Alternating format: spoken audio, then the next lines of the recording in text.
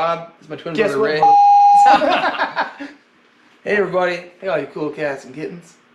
There you go. Bob and Ray Ellsworth here. Ellsworth Racing. This is Cars and Cats. This is Cars and Cats. We don't got any cats here. But this is a couple cool cats. Got a HELLCAT. We got a HELLCAT. Boom.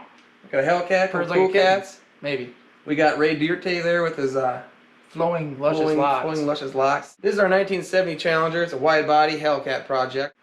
Building this car with our friends, family. Lots of abuse of the family. Lots of abuse of the family. We're going to abuse the family. He's his dream car, and his whole family gets to suffer around him as we try to build it. Yeah, that's true. Yeah. Friends, family, in-laws, anyone I can beg, anyone I can con into coming out here, really. We've been working on this car for years. We're just amateurs, mostly nights and weekends, and you know, a couple weeks here and there we could actually get dedicated to the cause, you know, layoffs and whatnot. Yep. Having a big project like this hanging over our heads is just soul sucking. Soul sucking, yeah. Crushing. Everyone always asking me, hey man, when's your car gonna be done? Oh, you still working on the car? It's a weight on your chest. Yeah, it just sucks. So, monkey on your back. In 2020, we decided, hey, we're gonna finish this car. Why not get it done? We're gonna make it done. We're gonna get her done. We might as well put a deadline on it. Get her done. SEMA 2020. Let's do it. Hashtag.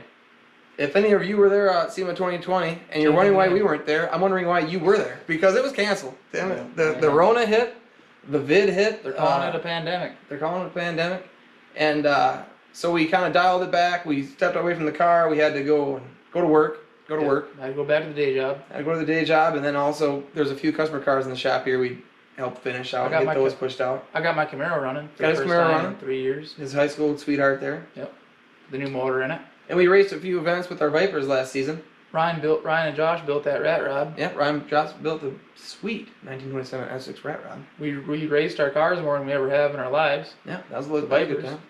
But anyway, so 2020, yeah, you know, it sucked. We salvaged it best we can. We make the best of it. So we're back to this thing, full steam ahead. And we decided that we're building it anyway. We might as well take a couple little clips every day, you know, 3, 4, 5 minutes. Might as well bring you guys along on the journey. Yeah. Show you just how bad we suck. Yeah, well, there's going to be some of that. There's going to be some sucking. This is our 1970 Challenger, and we would like you to follow along. As we build it. As we build it. In about 70 days. About 70 days. We're taking you along, and you'll be able to see a car get built pretty much in just a matter of a few short episodes. You know, you guys we'll do all the heavy lifting. You guys just sit back and watch, I guess. Yeah. Could use a hand. We could use a hand. If anybody out there wants to come out here and give us a hand, I'm not paying, but I'll feed you. And you have to be skilled. We're not teaching anyone. Basically, Chip Foos. Matter of fact, if you're skilled, come out here and teach us. We can Chip Foos, Ring Brothers, anybody watching? Yeah. Aaron Kaufman, come on out here. Freiberger Finnegan. There's a quick recap of what the car is, because I'm sure nobody knows what it is, really. I don't know what it is. It's a 1970 Dodge Challenger, dropped on a Dodge Viper chassis. The Viper was burnt. Yep. So crispy. It was crispy. Not so too we crispy, dropped though. So we used another section of frame to lengthen the Viper chassis to the correct wheelbase. I think it was like 13 inches. 13 inches, I think. And then got all that ready to go. Took this rusted out Dodge Challenger that someone actually restored once before, poorly. It just boogered and bondo. It was terrible. And basically cut everything out from the pinch welds in, dropped it on the dang Dodge Viper chassis, and it's just like factory. It's just like factory. I'm pretty sure it's as Dodge intended. It's as Dodge intended. I mean, pretty much this is the way Dodge should have built a wide body HELLCAT Challenger. The horsepower gods are smiling down. This is how it should have been. We don't want to mess up the suspension, the geometry, or any of that stuff with that. And I also want to be able to take any old wheels you find on Craigslist or whatever and put them on. So we didn't want to, instead of building any old wheels you find for a Dodge Viper.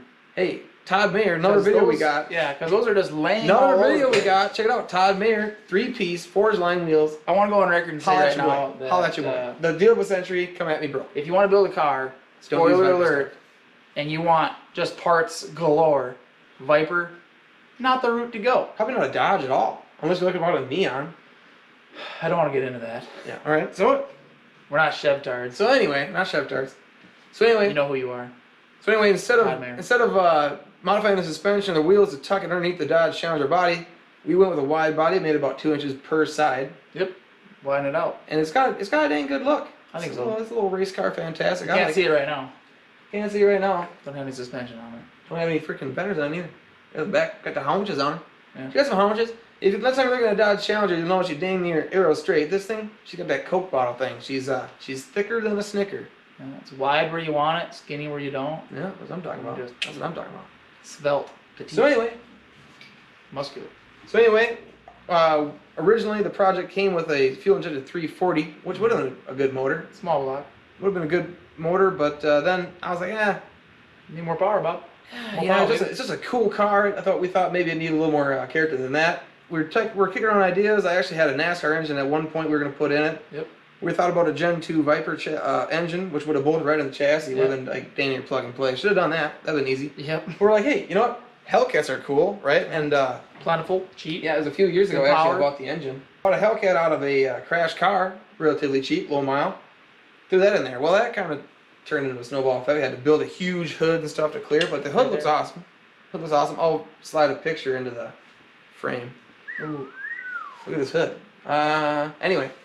It snowballed. It came from what was going to be a simple track car With a 340. 340, 6-speed. Yeah. Viper. It would have been Just go out there, thrash just it. as it was. Let's go thrash it. You wouldn't need big brakes, bigger than the Viper stuff. You wouldn't need any fancy interior or any of that. Wouldn't need a big arrow because you're talking about 400 horsepower. But, you know, as things went, how many challenges did you see on Viper frames? Not many. So then I was like, well, the car kind of deserves at least 500 horsepower, 600 horsepower, and some room to grow. Well, Hellcat engine fit the bill perfectly. So now you have a Challenger with a Hemi, blown Hemi. You got a 6-speed. You got Viper suspension. What What kind of better combination is that? when do you stop?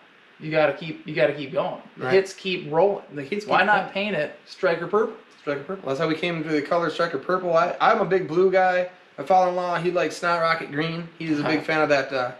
If you ever had a big M&M's, and you pull out the green one, that's the color he likes. He likes that pastel I like green. snakeskin green. He's probably gonna punch me in the nuts after I said that because he hates when I call that pastel green. He doesn't watch the YouTube though because he's old. He doesn't. He loves to watch YouTube, just not me. Yeah, I'm his son-in-law. he He's gets on there enough every of day your- watching the He guys. gets enough of your lip the way it is. Enough my lip. Yeah, all right. All I'll give his daughter some of my lip. Oh shit. So anyway, just an awesome project. It's really, I think it's the perfect combination of every Dodge vehicle you could really It's a dream car. think of. You know, It's a dream I car didn't for even sure. when I was a kid, I didn't even dream about owning a Viper. Yeah, me neither. And now I got a freaking Viper frame, got a Hellcat motor. I mean, it's just all coming together. I was always a big fan of these e-body Challengers. The e-body Challenger is a dream car of mine. I think anybody, any muscle car fan, are probably almost sick and bored to death of them. of an e-body Challenger. Oh, because they're so loved. It's just like you're talking to somebody and they're like, my dream car is a '68 Camaro, and it's like you and 40,000 other people that I talk to, you know. It's all made possible by having good friends and good family. We're actually building the car at my in-laws' place. It's Hemi Auto Works, and basically I think we're more or less assuming the role of we're half-assed decent apprentices. You know, like my father-in-law, he's a hot rod hero. You know, he's the original hot rodder. He's been doing this stuff for 30 years. Fabrication guru. Yeah, you know, he's been doing this stuff for 30 years. So basically, sometimes it seems like I'll be out here working on something all day. He'll walk in the shop and, 10 minutes later, he'll have what I did redone but better because he's got kind of that eye. Time in it. And I thought I was a pretty good fabricator, but apparently, I thought I was a pretty good welder until I failed that 3G. yeah. We don't need to start. Steve Stocker, Dwayne Benson. We don't need to start crying on camera, goddammit. So we're building it at Hemi Auto Works. My father-in-law, like I said, he's a hell of a fabrication guru. And as luck would have it, Heather, my mother-in-law, is a paint and body expert. So she does awesome, phenomenal work. She does show car quality work, and she's going to be painting the car for us. So it's really pretty much just a combination of having a lot of friends and family in the right places, and the only way that a guy like you or I could ever afford to have a car like this, really. Yep.